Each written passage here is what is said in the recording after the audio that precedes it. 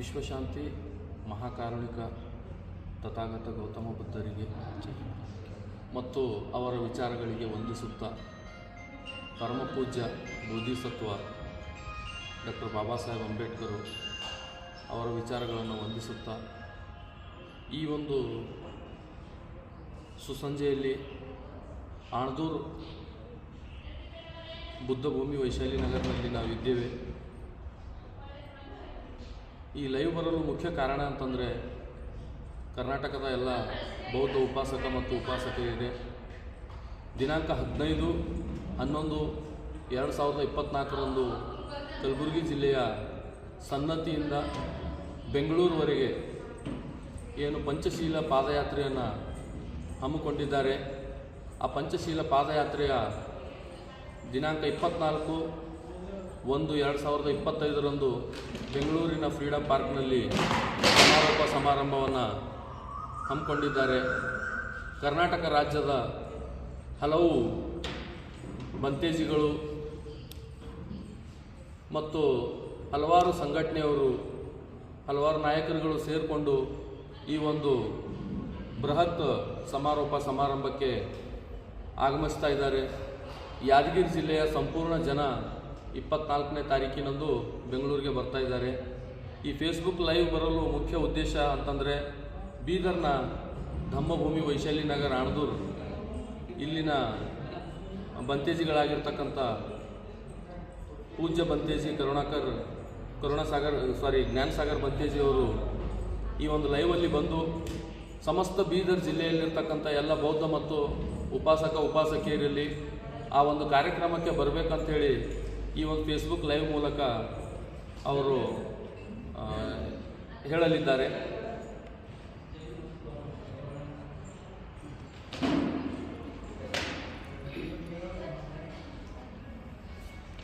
ನಮೋ ತಸ್ಸ ಭಗವದ್ವಾರ ಸಮ್ಮಾ ಸಂಬುದ್ಧಸ್ಸ ನಮೋ ತಸ್ಸ ಓ ಸಮ್ಮಾ ಸಂಬುದ್ಧಸ್ಸ ನಮೋ ತಸ್ಸ ಸಮ್ಮಾ ಸಂಬುದ್ಧಸ್ಸ. ತಥಾಗತ ಸಮ್ಯಕ್ಕೆ ಸಂಬುದ್ಧರ ಪಾದಕಮಲಗಳಿಗೆ ತ್ರಿವರ್ಣ ಪಂಚಾಂಗ ಪ್ರಣಾಮ ಸಲ್ಲಿಸಿ ಧಮ್ಮಕ್ಕಾಗಿ ತನ್ನ ಇಡೀ ಸರ್ವ ಸಂಪತ್ತಿ, ಬುದ್ಧ ಶಾಸನಕ್ಕಾಗಿ ತನ್ನ ಇಡೀ ಜಂಬೂ ದೀಪ ತುಂಬವೆಲ್ಲ ಭಗವಾನ್ ಬುದ್ಧರ ಉಪದೇಶದ ಮೇಲೆ 84,000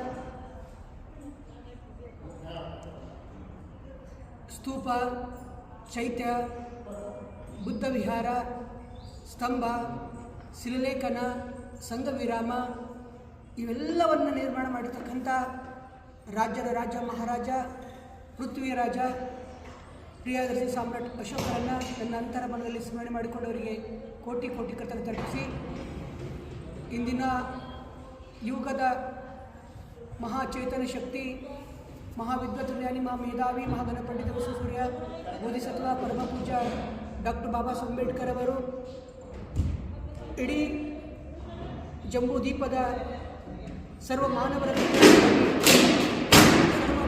ವಿಕಾಸಕ್ಕಾಗಿ, ಸರ್ವ ಅಭಿವೃದ್ಧಿಗಾಗಿ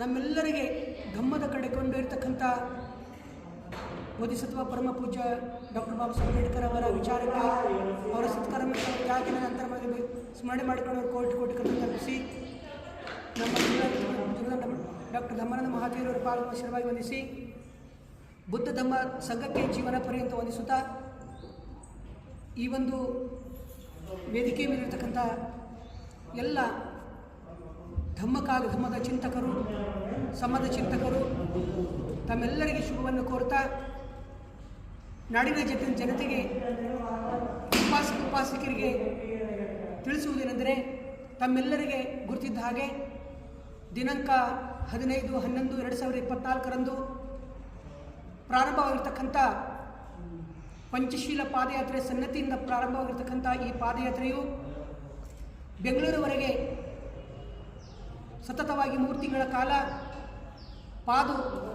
ನಡೀತಕ್ಕಂಥದ್ದು.